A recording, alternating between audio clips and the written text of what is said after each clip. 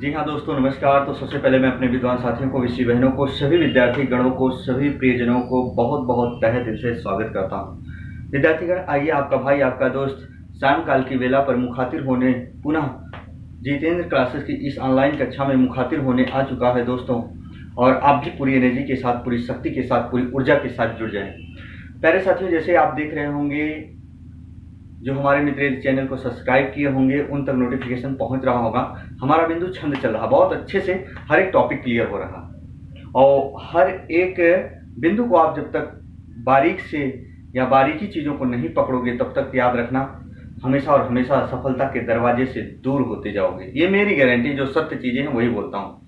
विद्यार्थीगण, यदि आप proper base से अध्ययन कर रहे हो, अपनी तैयारी कर रहे हो किसी के कॉम्पिटिटिव एग्जाम को लेकर, तो याद रखना बहुत अच्छे से जब तक आप अध्ययन नहीं करेंगे ना, बारीक चीज़ों को नहीं पकड़ेंगे, और वही बारीक चीज़ें ही एग्जाम में आती हैं। हालांकि जैसे 100 नंबर का पेपर हुआ, 100 प्रश्न आए, तो 100 प्रश्न में हम कहते हैं 70-80 जैसे मेरिट जाती है, तो हम कहते हैं 70 तो बहुत लोग ला लेते हैं, लेकिन 75 पे ही मेरिट बन जाती है। जो बारीक प्रश्न होते हैं, यदि आप उसको कर ले जाते हैं, वही बारीक प्रश्न जो विद्यार्थीगण कर देते हैं, उनके चयन आराम से हो जाते हैं। तो दोस्तों, आइए ज़्यादा आपसी वार्तालाप अन्य बिंदु पर न कर अपने बिंदु पर आपसी वार्तालाप चर्चा पर चर्चा करेंगे। और आज हम बात करेंगे वर्णिक छंद पर। वर्णिक छंद क्या है दोस्तों? याद रखना, वर्णिक छंद जो होते हैं ना, इसमें वर्णों को काउंट किया जाता है। बहुत ध्यान सुनना, वर्णिक छंद में वर्णों को काउंट किया जाता है। और साधारण, इनमें एक होता है दंडक, एक होता है साधारण। साधारण वर्णिक छंद और दंडक वर्णिक छंद में क्या अंतर है? साधारण जो होते हैं उनमें 26 वर्ण होते हैं। जो एक चरण होगा उसमें 26 वर्ण होंगे तो उसे साधारण कहा जाएगा, लेकिन एक चरण में यदि 26 वर्ण से ज्यादा होंगे तो उन्हें दंडक कहा जाता है। बहुत ध्यान से सुनना। तो आज हम बात करेंगे विद्यार्थीगण क्या, वर्णिक छंद पर। जी हाँ, वर्णिक छंद। जब देखो वर्णिक छंद क्या है विद्यार्थीगण, पहले इसको देखेंगे। वर्णिक छंद में वर्णों को गिना जाता है। तो सबसे पहले हम पॉइंट वाली बात ये लिखेंगे दोस्तों कि वर्णिक छंद के अंतर्गत गण का अध्ययन किया जाता है। वर्णिक छंद के अंतर्गत बहुत इंपॉर्टेंट बिंदु है। वर्णिक छंद के अंतर्गत गण का अध्ययन किया जाता है, तभी आप समझ पाओगे। गण का अध्ययन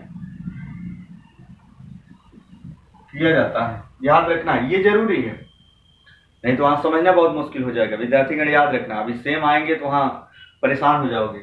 तो वर्णिक छंद के अंतर्गत गण का अध्ययन किया जाता है। और आप जानते हो गणों की कुल संख्या कितनी होती है? गणों की कुल संख्या कितनी होती है विद्यार्थीगण? 8 होती है। और आप जानते हो विद्यार्थीगण, 3 वर्णों के समूह को क्या कहा जाता है? 3 वर्णों के समूह को गण कहा जाता है। 3 वर्णों के समूह को क्या कहा जाता है विद्यार्थीगण? गण कहा जाता है। गणों की संख्या 8 होती है। जो गण का सूत्र होता है विद्यार्थीगण, गण का जो फार्मूला होता है, जो सूत्र होता है, क्या होता है? यमाता है राजभाने सलगा। क्या? यमाता है राजभाने सलगा। विद्यार्थीगण जरा देखो क्या है? यमाता राजभान सलगा। विद्यार्थीगण जरा देखो, यही इसका फार्मूला है, और इसी फार्मूले से आपको गण सीखना है। बहुत ध्यान सुनना। अब आपके एग्जाम में आएगा, गणों की संख्या 8 तो होती है, लेकिन याद रखना, ये जो लास्ट में लय है और ये गय है, ये मात्रा को एडजस्ट करने के लिए, लघु और गुरु को एडजस्ट करने के लिए इनका प्रयोग किया जाता है। याद रखना, लय से लघु होता है, इसकी मात्रा 1 काउंट की जाती है। गय से गुरु होता है, इसकी मात्रा 2 काउंट की जाती है। मात्रा को एडजस्टमेंट करने के लिए, मान लो जहां समचरण है, मान लीजिए वहां 14 आ गया तो उसको 13 करना है, तो याद रखना वो घटा बढ़ी करने के लिए होता है। तो विद्यार्थीगण, आपसे पूछा जाए, यमाता राजभान जो सलगा है, फार्मूला है, सूत्र है, इसमें यगण से बनने वाला 3 गणों का समूह जो होगा, उसमें पहला वर्ण लघु होगा कि गुरु? अब आपकी समझ से परे होगा, लेकिन यहां से हम निकाल लेते हैं। यमाता राजभान सलगा, या से क्या होगा विद्यार्थीगण? यगण होता है। बहुत ध्यान सुनो, या से क्या होता है, यगण होता है, और या से बनने वाले तीन गणों का समूह या माता, माता तक होगा। तो जरा देखो क्या होता है, या माता। अब जरा देखो इसमें कितने होंगे, यगण से बनने वाला तीन गणों का जो समूह होगा इसमें कितनी मात्रा होगी, किस वर्ण पर कौन सी मात्रा होगी, तो आपको जरा ध्यान से सुनना है बिंदु को। विद्यार्थीगण हम यहाँ जरा देखो लिख रहे हैं। अब जो ये या है इसकी मात्रा एक होगी, माँ है तो इसकी डबल होगी, ता है तो इसकी क्या होगी, डबल होगी। बात समझना इस बिंदु को। और यगण के बाद क्या होगा, हम मगर, और मगर से मातारा होगा। क्या देखो क्या हुआ, मगर, मगर से क्या हुआ, मातारा हुआ। अब जो मगर से बनने वाला तीन गणों का समूह हुआ, इनमें जो मात्रा होगी देखो, माँ पे क्या होगा, डबल, इसमें क्या होगा, डबल, इसमें क्या होगा, डबल। आपसे पूछे विद्यार्थीगण कि गणों की संख्या 8 होती है, इनमें से कौन सा गण ऐसा है जिसमें उसकी सभी मात्राएं गुरु होती हैं, तो ये मगर है। मगर से बनने वाला तीन गणों का समूह मातारा, और मगर में सभी वर्ण क्या होते हैं, गुरु होते हैं। लेकिन यगण में पहला वर्ण लघु और अंत के दोनों क्या होते हैं, गुरु। बात देखो, फिर मातारा हो गया, फिर देखो यहाँ ताराज हो जाएगा, तगण, तगण लिया मैंने, फिर क्या हो गया यहाँ ताराज हुआ।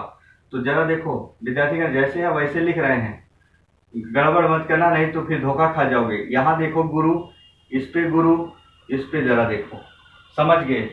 यानी तगण से बनने वाला तीन गणों का समूह, अंत का एक लघु होगा, पहले का दो गुरु होगा। विद्यार्थीगण इसका मतलब यह हुआ कि यगण का विलोम क्या है, तगण। ये चीज देखो, यहाँ पहली लघु मात्रा, बाद में दो गुरु, यहाँ पहले दो लघु, बाद में क्या है, यहाँ दो गुरु पहले और लघु बाद में है। यानी यगण का विलोम क्या होगा, तगण होगा। आपसे पूछा जाए एग्जाम में यगण का विलोम क्या होता है, तो आपको जवाब देना है तगण होता है। फिर हम कहते हैं तगण से हो गया, फिर राज से रगण होगा, राजभा हो गया, राज से क्या हो गया, रगण हो गया, राजभा हो गया। जरा देखो विद्यार्थीगण राजभा, अब इस पे क्या होगा, गुरु, इस पे लघु, इस पे क्या होगा, गुरु। यानी रगण से बनने वाला तीन गणों का जो समूह होगा, अगर पूछ लेगा रगण में मध्य वर्ण क्या होता है, तो आप बताओगे रगण में मध्य वर्ण क्या होता है, लघु होता है, किनारे यानी प्रारंभ का और अंत का दोनों गुरु होता है। बात ध्यान सुना। फिर देखो रगण से, फिर हो गया जगण से जभान हो जाएगा। फिर जरा देखो यहाँ लिख रहे हैं हम क्या, जगण से क्या हो जाएगा विद्यार्थीगण, जभान हो जाएगा। और यहाँ देखो एक मात्रा इसकी होगी, इसकी दो होगी, इसकी एक होगी। अब ध्यान से सुनो विद्यार्थीगण, यहाँ देखो जगण से बनने वाला तीन गणों का समूह जभान, और यहाँ मध्य वर्ण गुरु और अंतः वर्ण लघु, पूर्व वर्ण लघु। यानी जिसके मध्य वाला वर्ण गुरु होता है, किनारे वाले दोनों लघु होते हैं, वही क्या होता है, जगण होता है। अब जरा देखो जगण से, अब यहाँ आ जाओ भगण, भगण से भानस। अब जरा देखो मैंने लिखा भगण, भगण से क्या हो गया विद्यार्थीगण, भानस हो गया। अब इधर देखो भानस हो गया, अब क्या हो गया, भा है यहाँ तो दीर्घ हो गया विद्यार्थीगण। फिर देखो यहाँ ये लघु है, फिर ये लघु है। जा देखो अब यहाँ क्या हो गया, जिसका पहला वर्ण गुरु हो, अंतिम दोनों वर्ण लघु हो, उन्हीं को क्या कहा जाता है, भगण कहा जाता है विद्यार्थीगण। भा से भगण। अब जरा देखो ना से नगण, ना से क्या होगा विद्यार्थीगण, नगण। और तीन गणों का समूह जो होगा, न से नसल हुआ, नसल हुआ विद्यार्थीगण। जरा देखो क्या हुआ, नसल। अब इसकी एक मात्रा, इसकी एक मात्रा, इसकी एक मात्रा। बहुत ध्यान सुनो, बात समझ गए। जरा देखो है ना। फिर क्या करना है, अब आपसे पूछेगा जिसका सभी वर्ण लघु होता है उसे क्या कहा जाता है, नगण कहा जाता है। फिर हम कहते हैं नगण हो गया स से सगण, बस स से सगण तक ही होगा। सगण से क्या होगा, सगण से सलगा, सलगा। जरा देखो विद्यार्थीगण यहाँ क्या होगा, लघु, यहाँ लघु, यहाँ क्या होगा, गुरु। विद्यार्थीगण यहाँ देखो भगण से बनने वाला तीन गणों का समूह भानस, यहाँ प्रथम वर्ण गुरु, दोनों किनारे के लघु। यहाँ देखो सगण में, सगण से बनने वाला तीन गणों का समूह सलगा। यहाँ देखो प्रारंभ वाले दो लघु, ये गुरु। इसका उल्टा है, जरा देखो अगर आपसे पूछा जाए भगण का विलोम क्या होता है, तो आप बताओगे क्या, सगण। भगण का विलोम क्या होता है, सगण होता है। याद रखना हमेशा और हमेशा, ये बिंदु देख के जाना आप एग्जाम में यदि बैठना। तो विद्यार्थीगण गलत मत करना। अच्छा, यहाँ तक की बात समझ में आ गई। अब यहाँ ल और ग है, लघु और गुरु है, उनका कोई लेना देना उसमें नहीं है। लेकिन यदि आपसे कह दिया जाए जो यमाता राजभान सलगा में कुल कितने मात्राओं की संख्या होती है? यमाता राजभान सलगा में मात्राओं की कुल संख्या कितनी होती है विद्यार्थीगण? तो जरा देखो, या पे 1 होगा, मा पे 2 होगा, ता पे 2 होगा, रा पे 2 होगा, जा पे 1 होगा, भा पे 2 होगा। और ध्यान समझना, फिर 1 इस पे होगा, फिर 1 इस पे होगा। अब जरा देख लेते हैं यहाँ तक कितनी मात्रा हुई, क्योंकि ये ल से लघु है, ल से लघु है विद्यार्थीगण, इसकी 1 मात्रा, और ग से ये गुरु है, इसकी मात्रा जो है 2 मानी जाती है, वो सिंबल यस की तरह होता है। तो जरा देखो, 1 हुआ, 2 1 3, 2 5, 2 7, 1 8, 2 10, 10 2 कितने हो गए? 12। कितने हो गए? 12 हो गए। और ये एडजस्टमेंट करने के लिए है विद्यार्थीगण, इसको मत जोड़ लेना कि 12 1 13, 14 15। तो कुल जो मात्राओं की संख्या होती है, कुल कितनी होती है? 12 मात्रा होती है। कितनी मात्रा होती है? 12। अगर पूछा जाए यमाता भान सलगा में कुल मात्राओं की संख्या, तो आपको गलत नहीं करना। कितना? 12। तो विद्यार्थीगण एक बार इसका स्क्रीनशॉट लीजिए।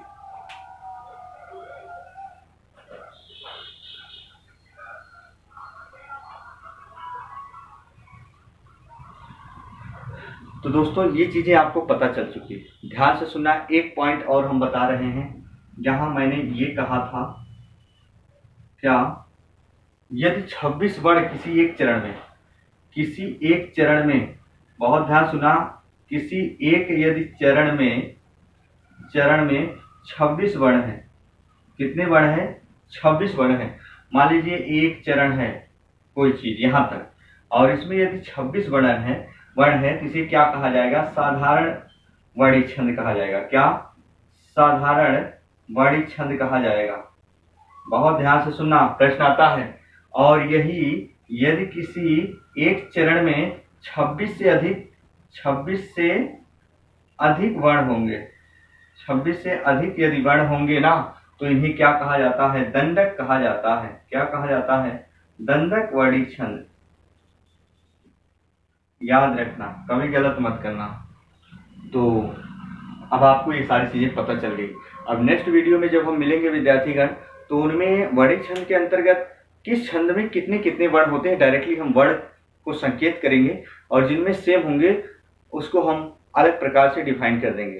तो विद्यार्थीगण, आज तक की मेरी कक्षा यहीं तक होगी। फिर नेक्स्ट दिन अब हम मिलेंगे आप सभी लोगों के सामने, नया वाला बिंदु आपके सामने जल्द लेकर मुखातिब होंगे। तब तक के लिए मित्रों, जय हिंद, जय भारत।